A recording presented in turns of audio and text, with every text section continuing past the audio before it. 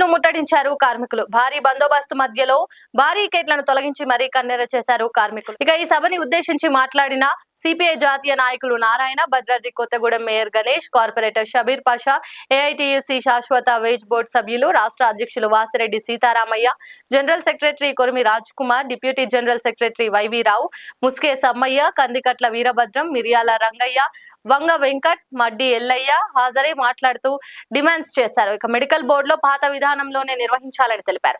Structure committee నిర్ణయాలను వెంటనే అమలు చేయాలని, విజిలెన్స్ కేసులను త్వరగా విచారించాలని తెలిపారు. సొంతింటి పథకం అమలు చేయాలని, పర్క్స్ పై ఇన్కమ్ ట్యాక్స్ సమస్యలను పరిష్కరించాలని, డిస్మిస్ అయిన కార్మికులకు మరొక అవకాశం ఇవ్వాలని డిమాండ్ చేశారు.